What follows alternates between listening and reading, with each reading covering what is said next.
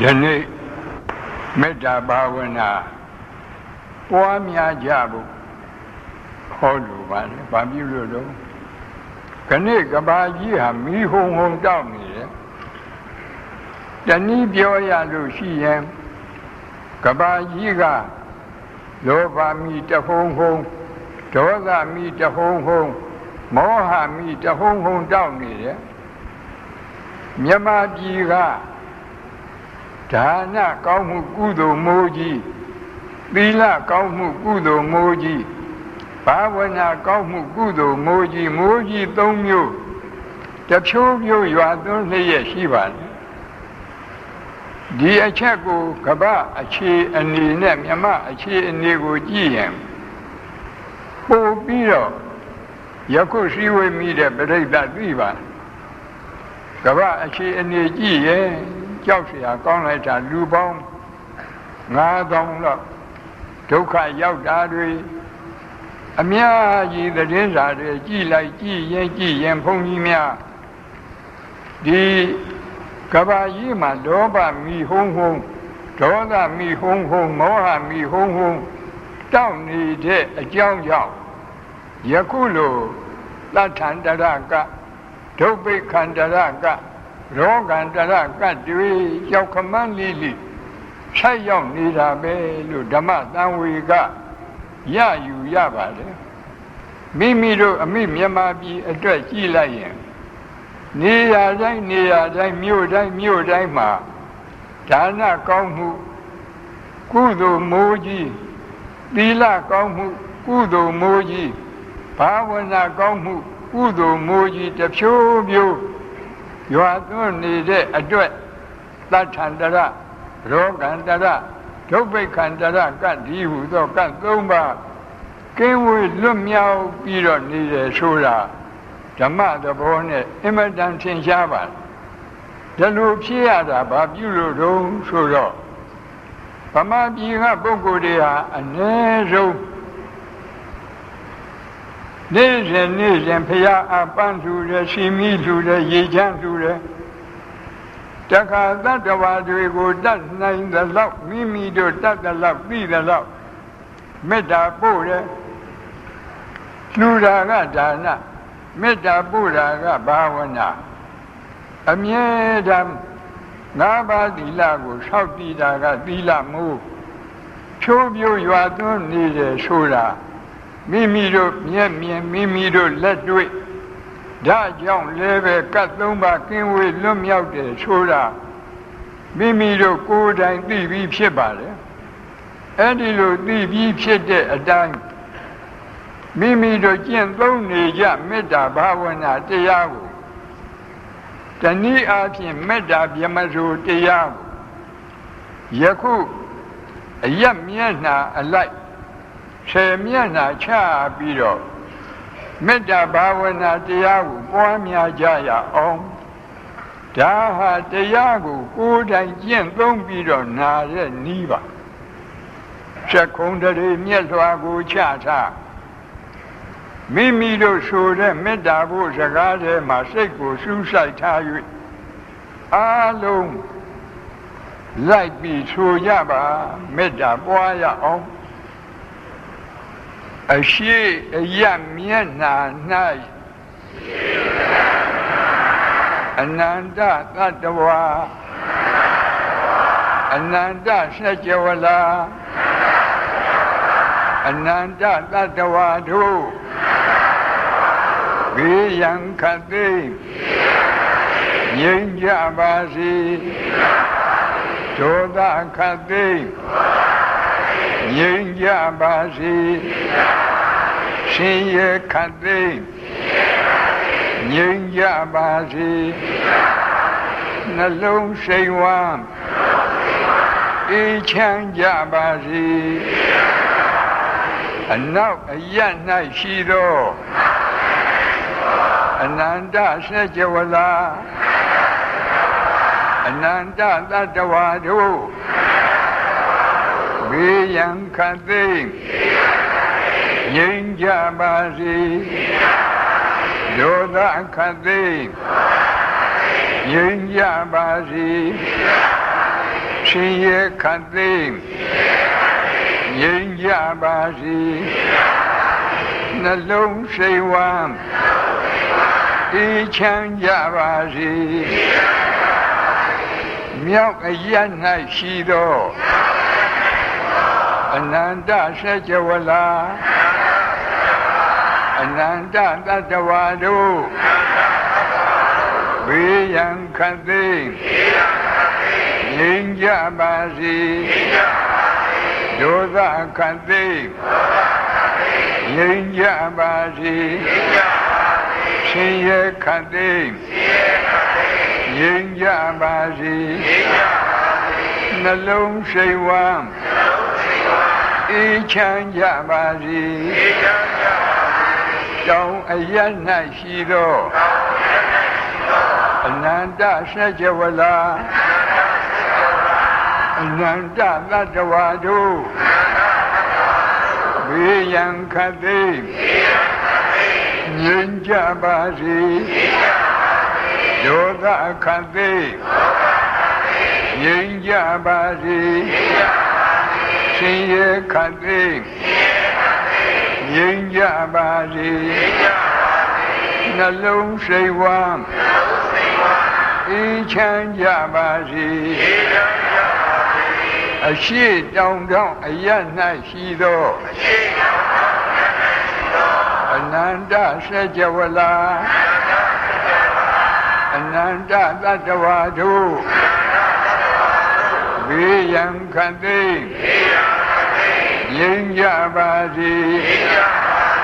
ဒေါသခတ်သိမ်းငြိမ်းကြပါစေရှင်ရဲ့ခတ်သိမ်း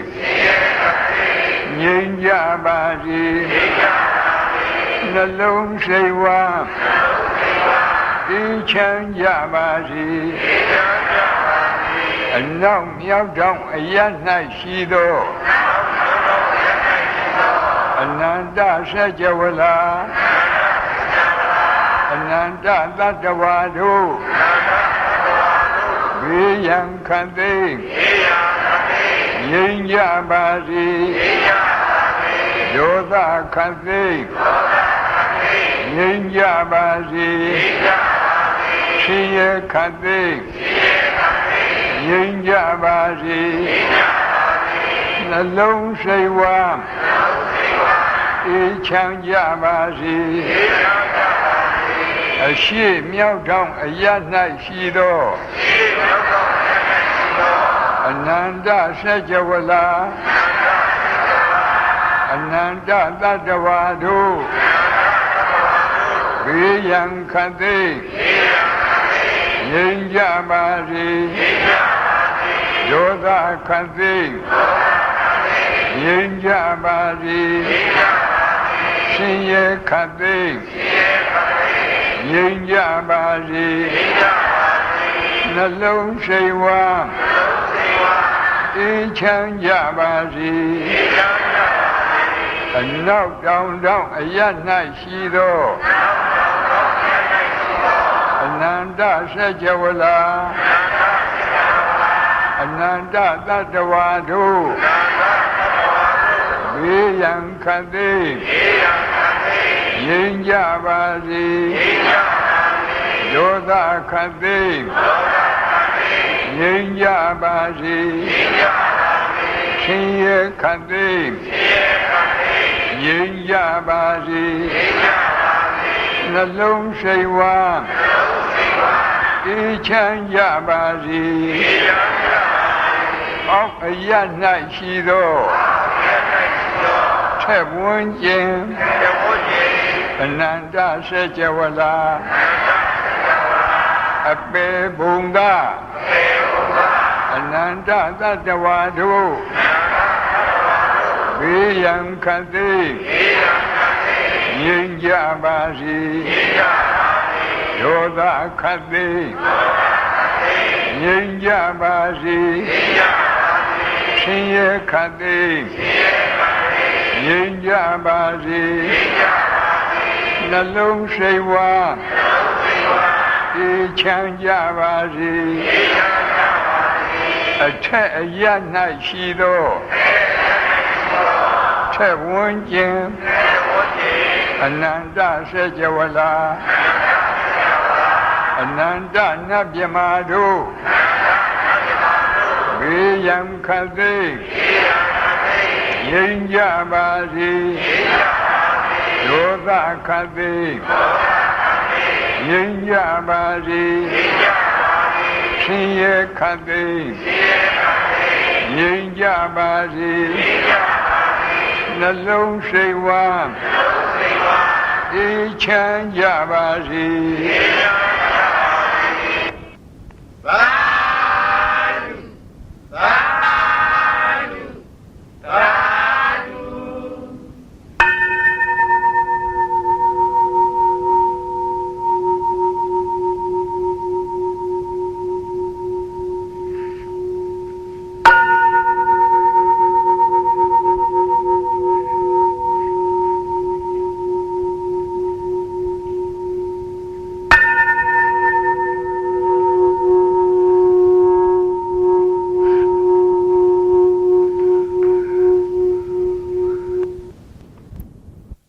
ဘုန်းကြီးကနေ့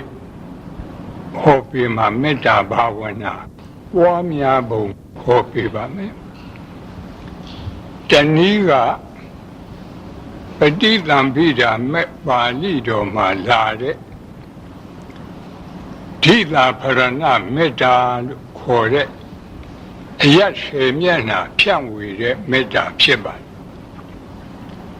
။တနည်းကမေတ္တာသို့ပရိတ်မှာလာတဲ့မေတ္တာဘာဝနာ7 နည်းဖြစ်ပါတယ်မေတ္တာပွားပုံဟောပေးပါမယ်။ဘာဖြစ်လို့မေတ္တာဘာဝနာပွားပုံကိုဟောပေးရတော့ခဏကြည့်မယ်ဆိုလို့ရှိရင်တတ္တဝါတွေမှာယာဂမီဒေါသမီမောဟမီမိသုံးပါးတွေတဟုံးဟုံးလောင်းနေတယ်ဒါကမြင်ရတယ်ဉာဏ်နဲ့ကြည့်ရင်မြင်ရတယ်မိသုံးပါးတခါဉာဏ်နဲ့ကြည့်ရင်မြင်ရမယ်အကျိုးမိကမရဲမိအဲ့ဒီမှာသင်္ကစားတော်ကြီးကမိသုံးပါးနဲ့အကြောင်းပြုပြီးတော့ဟောထားတာရှိလောဘကိနေသူနိဿာယဒေါသကိနေဝိဝတ္တရေဒေါသကိနေသူနိဿာယမောဟကိနေဝိဝတ္တရေမောဟကိနေသူနိဿာယနရကကိဝိဝတ္တရေနရကကိဝိဝတ္တန္တာနရသူဒုက္ခရေသင်္ဃရာထတော်ဘုရားကြီးဂါထာရေးဖွဲ့ပြီးတော့ထားပါဒါလည်းပဲဣတိဝပါဠိတော်ကလာတဲ့အခိသုတ်ကိုမှီပြီးတော့ရေးခြင်းဖြစ်ပါတစ်လောဘမီးကိုအကြောင်းပြုပြီးတော့ဒေါသမီးတောက်တယ်ဒေါသမီးအကြောင်းပြုပြီးတော့မောဟမီးတောက်တယ်မောဟမီးတောက်တော့ကိုငရဲမီးတွေတောက်ကုန်တယ်ငရဲမီးတောက်ရင်တတ္တဝါတွေဟာဒုက္ခမီးတွေတဟုံးဟုံးတောက်တယ်ဒါဖြင့်ကောင်းပြီမိကိုငြိမ့်စေနိုင်တဲ့ရေရှိတယ်လို့အခုပြောတဲ့လောဘမိဒေါသမိမောဟမိငရဲမိဒီမိကိုငြိမ့်စေတတ်တဲ့တရားရေကိုမရှိဘူးလားတရားရေကမေတ္တာဘာဝနာသည်အဲ့ဒီမိတွေကိုငြိမ့်စေတတ်တဲ့ရေစဉ်ရေအေးဖြစ်ပါမေတ္တာဘာဝနာရေစဉ်ရေအေးပွားတဲ့နည်းဟာဘုန်းကြီးတို့ပဋိသင်္ပိဓာမေပါဠိတော်မှာလာတဲ့အယတ်10 မျက်နှာတစ်မျက်နှာလည်းမေတ္တာ4 ပါးပွားတဲ့မေတ္တာဘာဝနာရေစဉ်တစ်မျိုး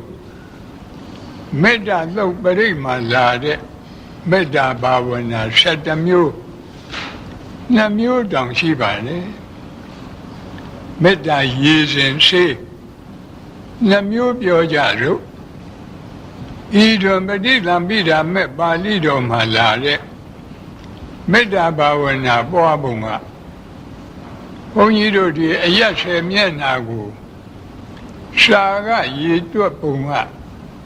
တစ်မျိုးရှာကအရှိအနောက်မြောက်တောင်တခါအရှိတောင်အနောက်မြောက်အရှိမြောက်အနောက်တောင်အောက်အထက်အဲ့ဒီလိုသူနည်းနဲ့သူပေါ့လေတူယူအရက်လေးမျက်နှာအထောက်အရက်လေးမျက်နှာတလူဆိုပြီးတော့အောက်အထက်အရက်တဲကလူတွေမှတ်ဖို့လွယ်တဲ့နည်းကအရှိအရက်အရှိတောင်အရက်တောင်အရက်အနောက်တောင်အရက်အနောက်မြောက်အရက်မြောက်အရက်အရှိမြောက်အရက်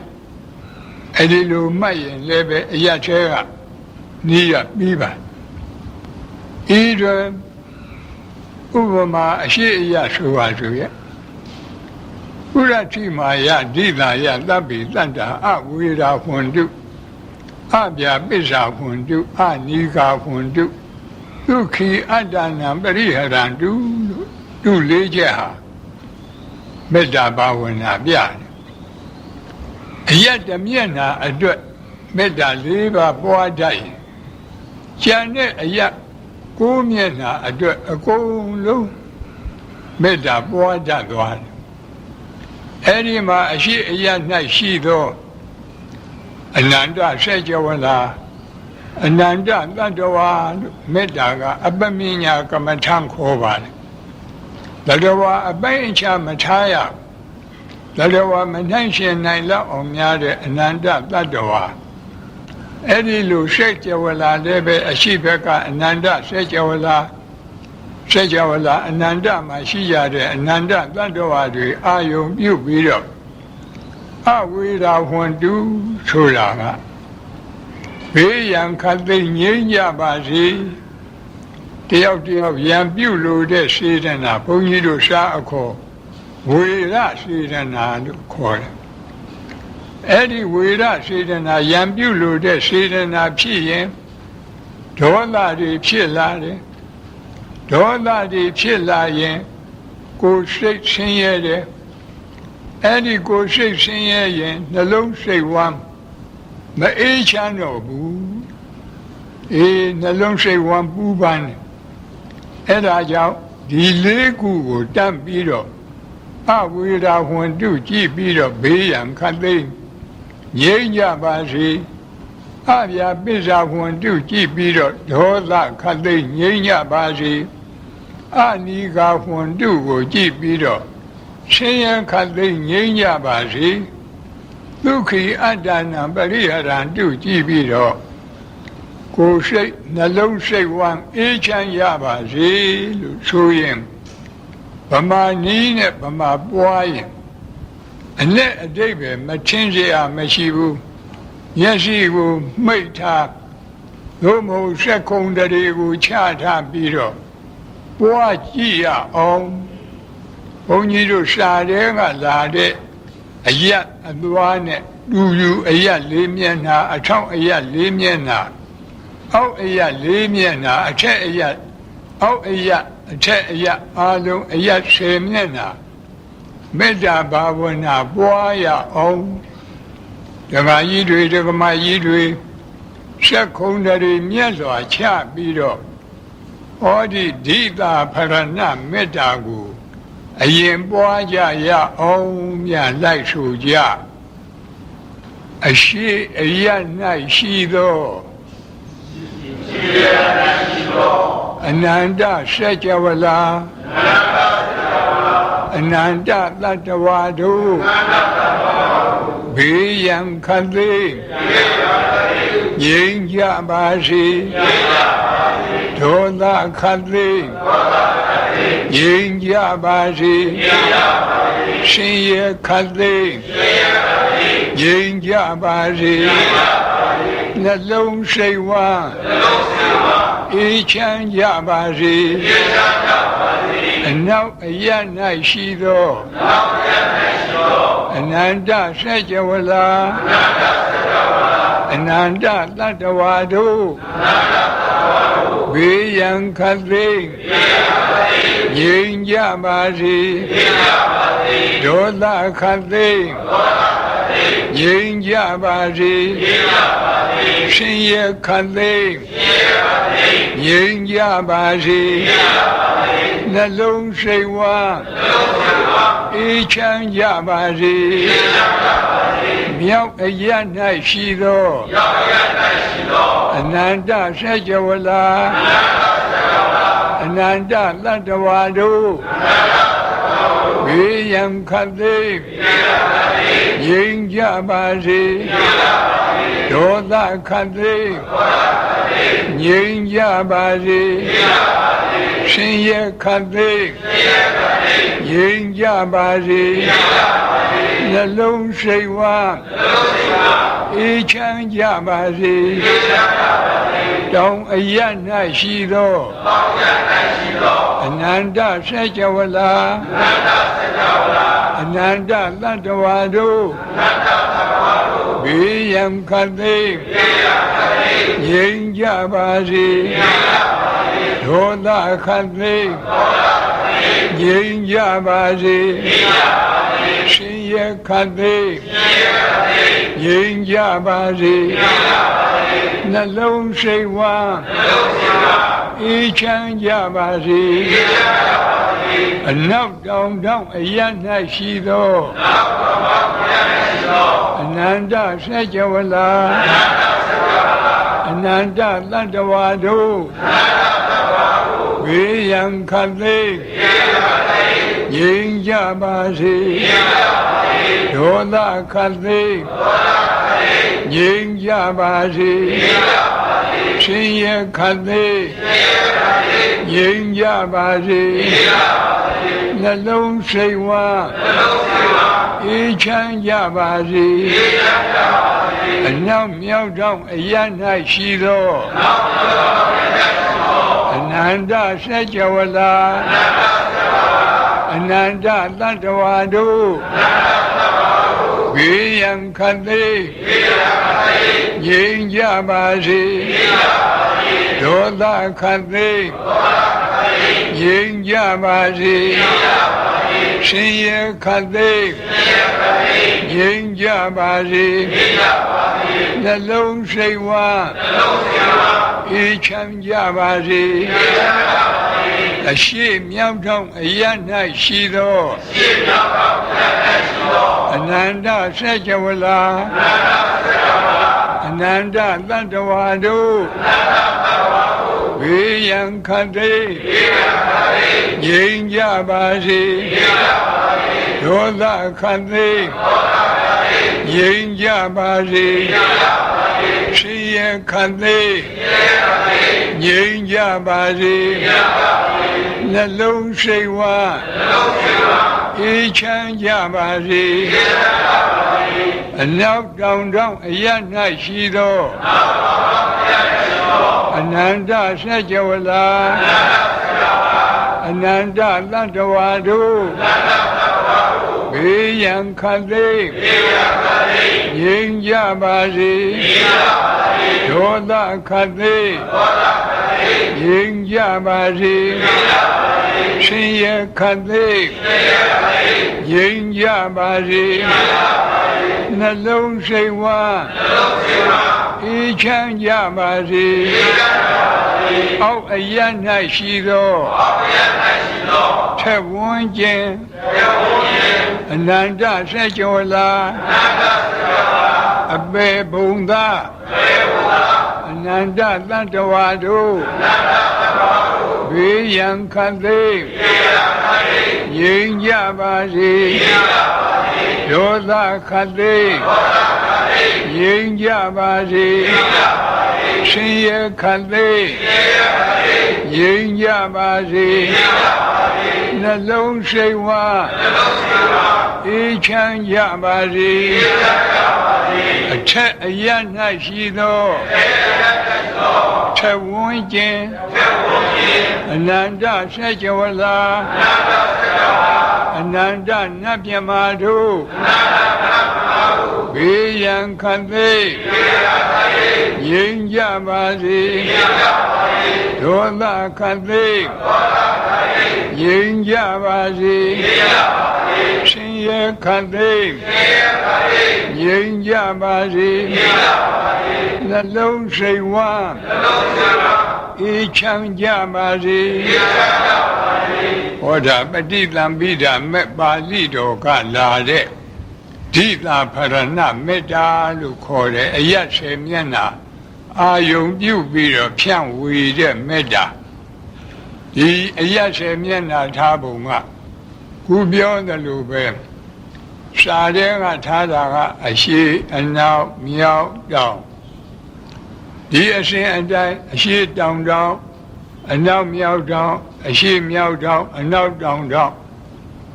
ဒါလိုရှင်းပါတယ်အေးမိမိတို့လွယ်လွယ်ရှင်းရင်တော့အရှိကနေပြီးတော့အရှိတောင်ကနေတောင်ကနေပြီးတော့အနောက်တောင်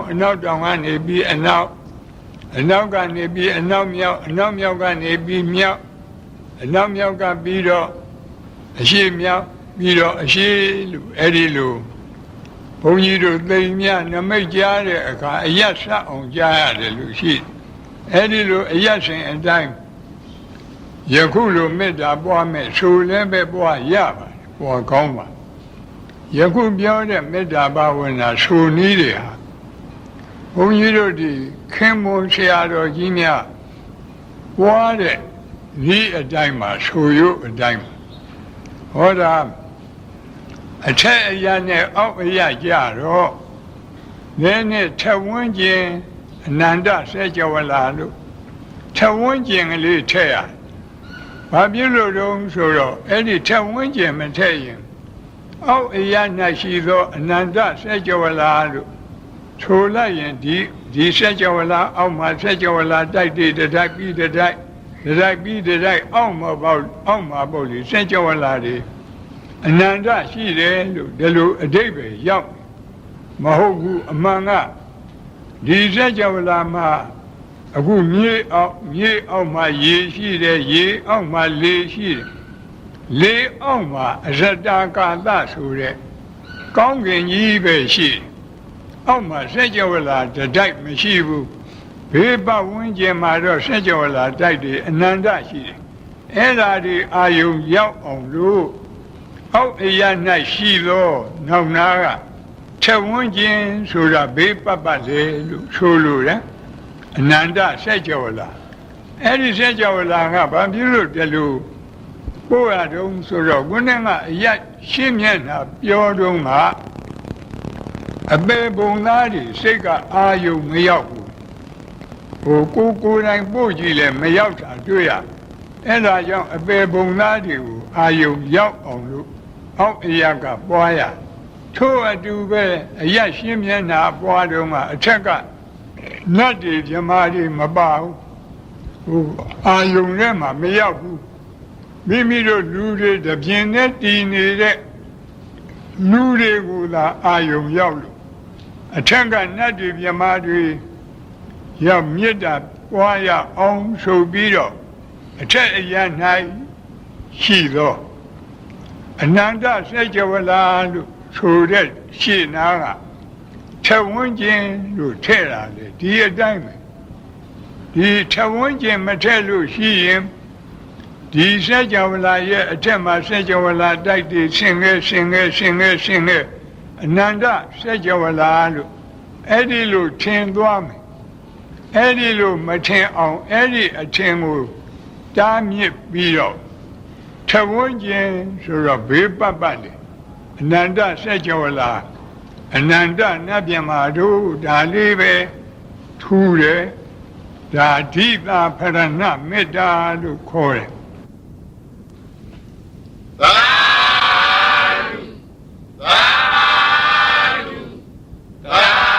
ဓု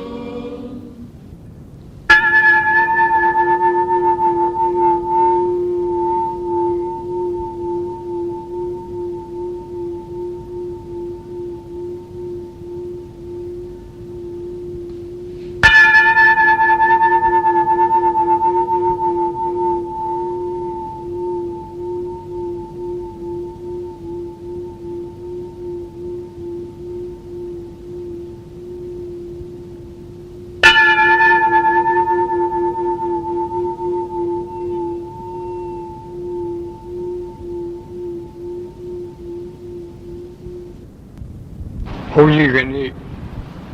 ဟောပေးမှာမေတ္တာဘာဝနာပွားများပုံဟောပေးပါမယ်ဗုဒ္ဓဘာသာသူတော်စင်တွေသည်နေ့စဉ်အမြဲမပြတ်မေတ္တာသုတ်ပရိတ်ကိုကြားရနာရကိုယ်တိုင်လည်းပဲရွတ်ကြရဒီမေတ္တာသုတ်ပရိတ်ဆိုတာကမေတ္တာဘာဝနာ7 နည်းပွားတဲ့သုတ်မေတ္တာသုတ်ပရိတ်ကြတော့မေတ္တာဘာဝနာ7 နည်းပွားတာကရှေးဥစွာဒုက္ခိနောဝခေမိနောဟွန္တုသဗ္ဗတတ္တာဘဝန္တုဒုက္ခိတတ္တာသဗ္ဗတတ္တာခသိမ့်ဥစ္စုံအလုံးစုံသောတတ္တဝါတို့သည်ဒုက္ခိနောဝကာယိကဒုက္ခနှင့်ပြည့်စုံကြကုန်သည်ဖြစ်၍၎င်းဒုက္ခိတတ္တာစေတသိကဒုက္ခနှင့်ပြည့်စုံကြသည်ဖြစ်၍၎င်း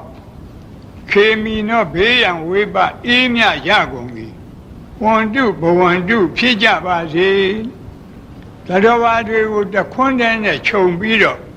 ပို့တဲ့မေတ္တာဖြစ်လို့သူ့ကိုဘုန်းကြီးတို့စာအခေါ်သဗ္ဗသင်္ဃာဟကမေတ္တာလို့ခေါ်တယ်အဲဒီသဗ္ဗသင်္ဃာဟကမေတ္တာပို့ခြင်းရင်အားလုံးသတ္တဝါတွေစက္ကုံတရေမြတ်လွာချပြီးတော့ယုံစုံများစွာတတ္တဝါချမ်းသာကိုယ်စိတ်မြဲပါစေဥပယံဘေးကင်းစင်ဝေးငြိမ်းအေးကြပါစေအားလုံးသတ္တဝါတွေခြုံပြီးပို့တဲ့သဗ္ဗသင်္ဃာကမေတ္တာဒါကတနည်း၎င်းနောက်ယေကေရှိပါဏဗုဒ္ဓတိတတဝါသာဝရဝနဝသေတာအားလုံးကြားရတယ်အားလုံးရွတ်လက်ရွတ်ကြဘုန်းကြီးတို့ဒီ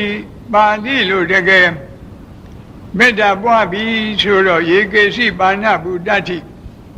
တတဝါသာဝရဝအနဝသေတာသဗ္ဗတတ္တာဘဝန္တုဒုက္ခိတတ္တာအဲ့ဒီလိုပို့ရပါတယ်ဟိုးနောက်နားမှာသူရဲ့အဖျားတတ်ကရှိပါတယ်အဲ့ဒါကိုဘုန်းကြီးတို့ဘဂဝါနှစ်ပုံနှစ်စုထားပြီးပွားတဲ့မေတ္တာမှုသူ့ကိုဒုက္ခမေတ္တာလို့ခေါ်တယ်ဆိုကြပါစို့ဟင်းတစ်မျိုးတည်းစနေရတော့အာယုံကစိတ်မကျေနပ်ဘူး2 မျိုးလောက်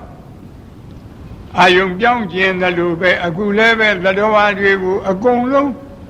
တခွန်းနဲ့ခြုံပြီးသဗ္ဗသင်္ဃာကနဲ့အာမရရင်ဒုက္ခမေတ္တာသတ္တဝါ2 ပုံထားပြီးပွားတဲ့မေတ္တာပွားနိုင်ဖို့တတဝါသာဝရဝအနဝသေတာသဗ္ဗတတ္တာဘဝန္တုဒုက္ခိတတ္တာလို့ပွားရဗမာလူပြောတော့တတဝါဆိုတာကြောက်တတ်တဲ့တတ္တဝါဒေါသကိလေသာမကင်းသေးတဲ့ဥထုရှင်သောတာပန်တဂရကံကိုကြောက်တတ်တဲ့တတ္တဝါလို့ခေါ်တယ်သာဝရဆိုတာမကြောက်တတ်တဲ့တတ္တဝါဒေါသကိလေသာကင်းလို့မကြောက်တတ်တဲ့တတ္တဝါဆိုတာအနာဂံနဲ့ယဟန္တာအဲ့ဒီနှစ်ခုရောက်တတ်မကြောက်တတ်နှစ်ရက်များစွာတတ္တဝါချမ်းသာကိုယ်စိတ်မြဲပါစေဥပယံဘေးကင်းစင်ဝေးငြိမ်းအေးကြပါစေဒီလိုပွားရပါတန်ခါသူရဲ့တွဲပဲ့နောက်နာမှာဒိဋ္ဌဝါယေဝအဒိဋ္ဌာဗမာလူပြောရင်မိမိမျက်စိနဲ့မြင်အပ်တဲ့တတ္တဝါတွေဟောဒီဓမ္မယုံကြီးပေါ်မှာဒီအထက်ဒီအဆောက်အအုံထဲမှာရှိနေတဲ့တတ္တဝါတွေဟာမြင်အပ်တဲ့တတ္တဝါဒီအဆောက်အအုံရဲ့ပြင်ဘက်ကအရက်10 မျက်နှာရှိတဲ့တတ္တဝါတွေဟာမမြင်အပ်တဲ့တတ္တဝါနှစ်ခုထားပြီးတော့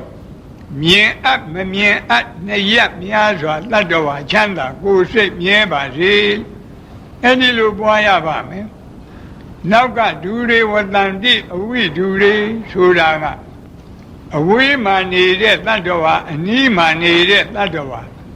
ခုနကတတ္တဝါ2 မျိုးကိုပြန်လိုက်တာ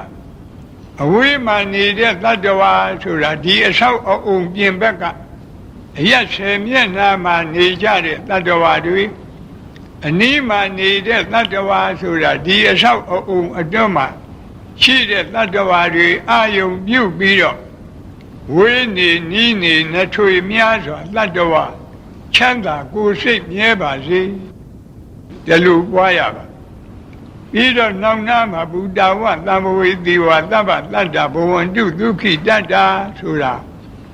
ဘုဒ္ဓဝါဆိုတာတန်တရားဖြစ်ပြီးပြီနောက်ဖြစ်เสียမရှိတော့တဲ့ဘဝဇတ်ဆုံးတဲ့ယဟန္တာပုဂ္ဂိုလ်တွေသံဘဝေတိဆိုတာဘဝဇတ်မဆုံးသေးတဲ့ဥထုရှင်သောတာပန်သဂရာကအနာဂံပုဂ္ဂိုလ်တွေဒါတွေကိုဌာနပုံထားပြီးတော့ဘဝဇတ်ဆုံးမဆုံးများစွာတတ္တဝါချမ်းသာကိုယ်စိတ်မြဲပါစေလို့အဲ့ဒီလိုမေတ္တာပို့ရမည်ဖြစ်ပါတယ်တခါတတ္တဝါကိုနှစ်ပုံထားပြီးပို့တဲ့မေတ္တာ၃ပါးအပြင်တတ္တဝါကို၃ပုံထားပြီးပွားတဲ့မေတ္တာကြတော့တိကမေတ္တာခေါ်ပါတယ်အဲ့ဒီမှာဘုန်းကြီးတို့တတဝါသာဝရဝနဝတိတာဒီဃဝါယေဝမဟန္တာမေဇိမာရတ္တကအနုကထူလာဒီပါဠိဂါထာထက်ဝက်မှာဘုန်းကြီးတို့တတဝါ၃ပုံ၃ပုံ၃စုရအောင်ဉာဏ်ဖြန့်ရဒီဃဝါရှည်လျားတဲ့ခန္ဓာကိုယ်အတ္တဘောရှိတဲ့တတ္တဝါနောက်နာကရတ္တာလို့ပါတယ်တူတဲ့ခန္ဓာကိုယ်အတ္တဘောရှိတဲ့တတ္တဝါမျက်စိမှာမရှိမတူအလေအလတ်အတ္တဘောရှိတဲ့တတ္တဝါလို့ရှည်တဲ့တတ္တဝါဆိုတော့မွေတို့ငကားတို့ပေါ့တူတဲ့တတ္တဝါဆိုတော့လိတ်တို့မရှိမတူဆိုတော့ဒီကြားကတတ္တဝါတွေ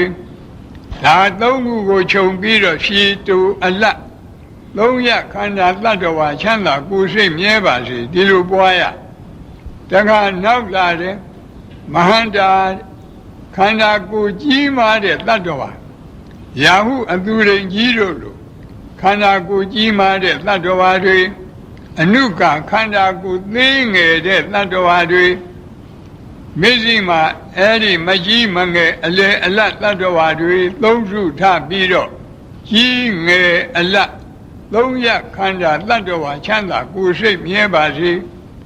တခါနောင်နာကမေဇိမာရတ္တကအနုကထူလာထူတဲ့ဖြိုးတဲ့ဝတဲ့ခန္ဓာကိုယ်အတ္တဘောရှိတဲ့တတ္တဝါအနုကကြုံနဲ့လှီတဲ့ပိန်နဲ့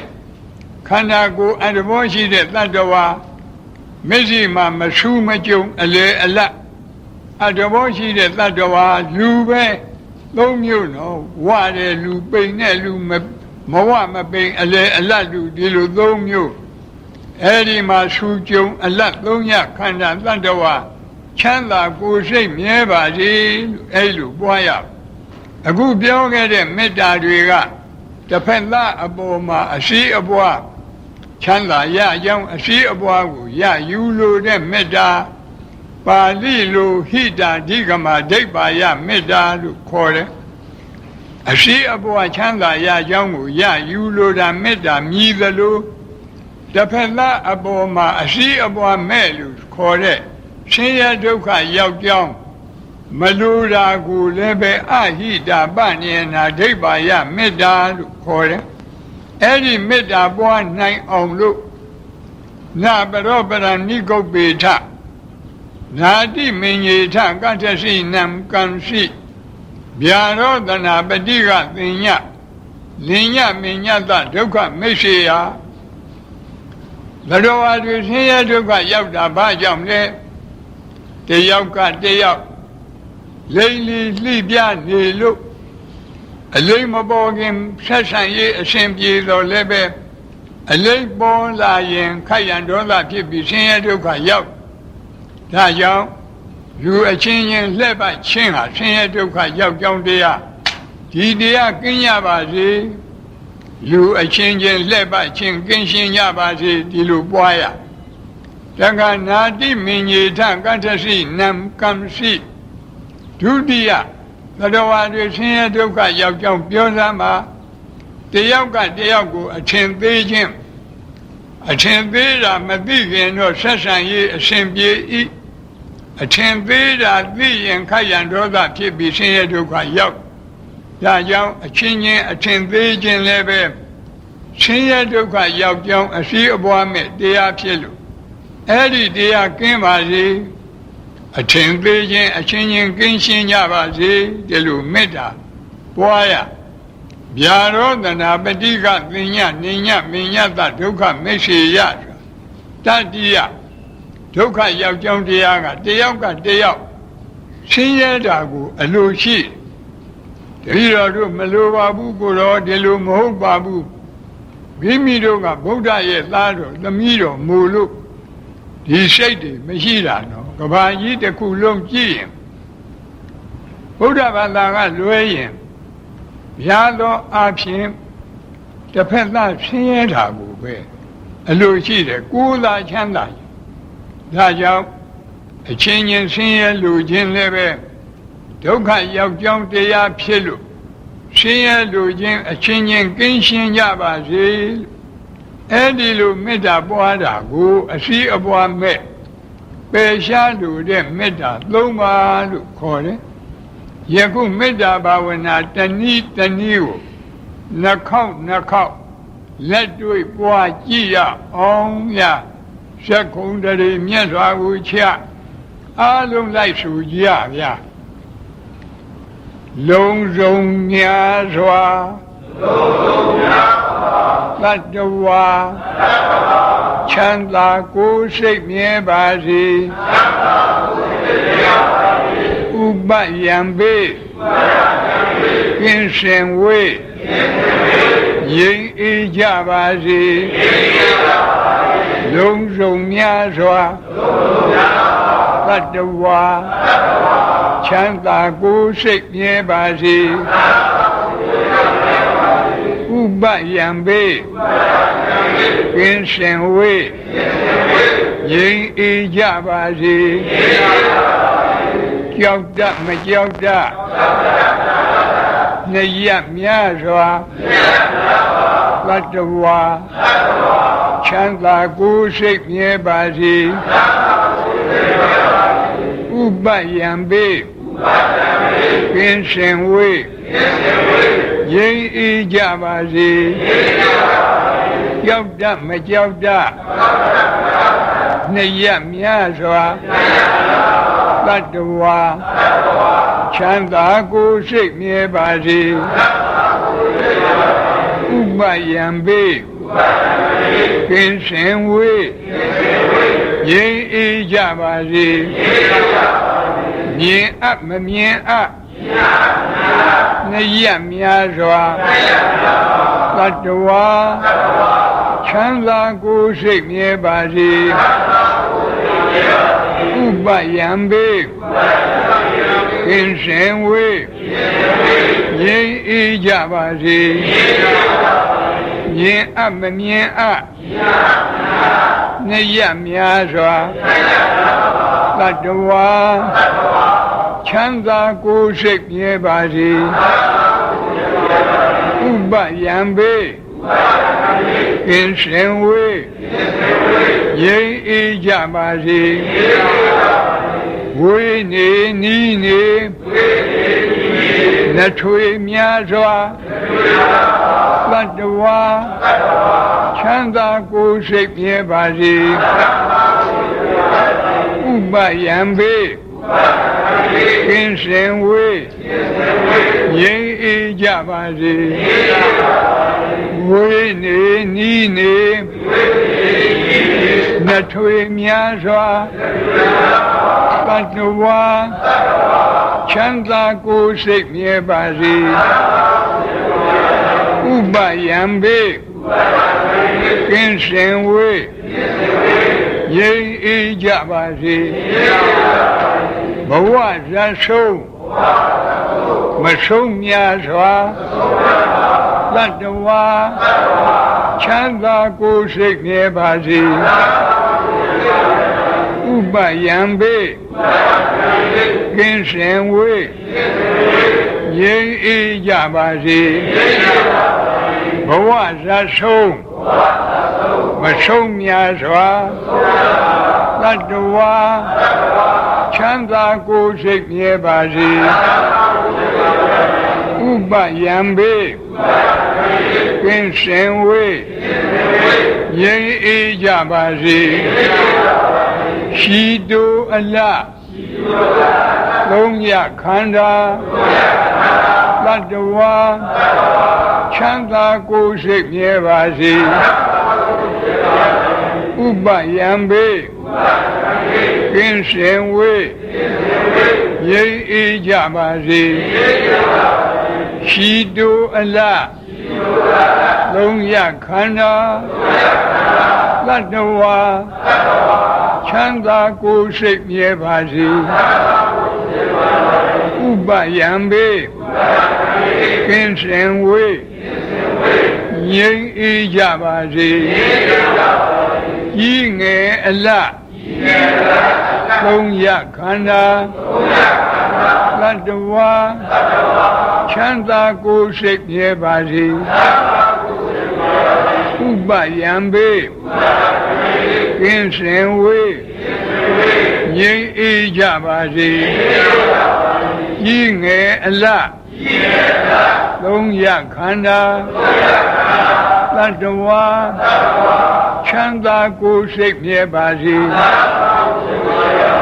ဥပယံဘေကင်းစင်ဝေးငြိမ်းအေးကြပါစေထူးကျုံအလသုံးရခန္ဓာတတ္တဝါချမ်းသာကိုယ်စိတ်မြဲပါစေဥပယံဘေကင်းစင်ဝေး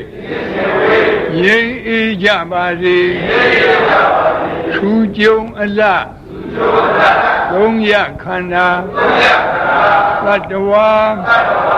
ချမ်းသာကိုယ်စိတ်မြဲပါစေဥပယံဘေကင်းစင်ဝေးငြိမ်းအေးကြပါစေလူအချင်းချင်းလက်ပတ်ချင်းကင်းရှင်းကြပါစေလူအချင်းချင်းလက်ပတ်ချင်းကင်းရှင်းကြပါစေအထင်သေးခြင်းအချင်းချင်း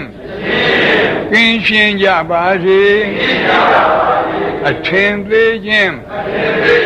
အချင်းချင်းကင်းရှင်းကြပါစေဆင်းရဲလူချင်းအချင်းချင်းကင်းရှင်းကြပါစေဆင်းရဲလူချင်းအချင်းချင်းကင်းရှင်းကြပါစေဟောဒါမေတ္တာဒုက္ခလာတဲ့မေတ္တာဘာဝနာ7နည်းတနည်းတနည်းကိုနှစ်ကြိမ်မိမိတို့ပွားပြီးအားလုံးမေတ္တာဘာဝနာပွား၍လောဘမိဒေါသမိမောဟမိငရဲမိတရိစ္ဆာန်ပြိတ္တာအတုရကဲအပေမိကိုငြိမ့်သတ်နိုင်ပါတယ်လို့ဆိုတဲ့တရားတော်အရာလောဘဒေါသမောဟအပေကြီးဟူသောမိလေးပါးကိုငြိမ့်သတ်၍ငြိမ့်အေးဒုက္ခသငြိမ့်အေးတဲ့ကိုဖြစ်ကြပါစေလို့ဆုမွန်ကောင်းလဲတောင်းဤ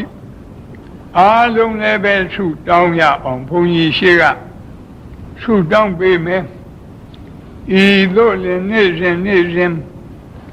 ငါးပါးသောကရုဓမ္မနိစ္စသီလဆောက်တည်ရခြင်းသီလကောင်းမှုကုသိုလ်ကံစေရနာမေတ္တာဘာဝနာနှလုံးကျင့်သုံးရခြင်းဘာဝနာကောင်းမှုကုသိုလ်ကံစေရနာနေ့စဉ်ဆွမ်းအင်ရှိသမျှဒါနကောင်းမှုပြုရခြင်းဒါနမယကောင်းမှုကုသိုလ်ကံစေရနာဤသို့ပေါင်းအပ်ဤသို့ပွားအပ်မြတ်တဲ့ကောင်းမှုကုသိုလ်ကံအယယတို့ကြောင့်ဒုက္ခခတ်သိမ်းချုပ်ပြငြိမ်းဇတ်သိမ်းပြည်နိဗ္ဗာန်ဆိုတဲ့ဒုက္ခခတ်သိမ်းတို့ချုပ်ရပြရငြိမ်းရတန်တရားဇတ်သိမ်းရနိဗ္ဗာန်တရားတော်မြတ်ကိုမပင်မပန်းချမ်းသာလွယ်ကူသောအကျင့်ပฏิပတ်လင်းမြန်သောဝိပဿနာအသိဉာဏ်ရည်တန်အပ်သောမဉ္ဇဉ်လေးရတို့ဖြင့်အရဟတဖို့ပေါ့ကိုယ်စီကိုငါမျက်မှောက်ပြုနိုင်ကြသည်ဖြစ်ပါစေကုန်သတည်းအရဟတဖို့ပေါ့နိဗ္ဗာန်ကိုမျက်မှောက်ပြုရသောထိုနောက်ဆုံးဘဝ ပရိနိဗ္ဗာနသုတိဤနောက်ကာလ၌ကာမရူပအရူပတိဟုသောဘဝသုံးပါးဘုံသုံးပါးတို့တွင်ဘယ်ဘုံဘယ်ဘဝ၌မှယုံနာနှဖြခန္ဓာ၅ပါးဒုက္ခသစ္စာဝိမိစာတရားတို့တဖန်အသစ်မဖြစ်ခြင်းတည်းဟုသောအနုပါဒနိရောဓအနုပါဒပရိနိဗ္ဗာန်ကိုယ်စီစံရပါစေကုန်သတည်းအနုပါဒပရိနိဗ္ဗာန်ကိုယ်စီစံရသဖြင့်ကာမဝတ်ကိလေသာဝတ်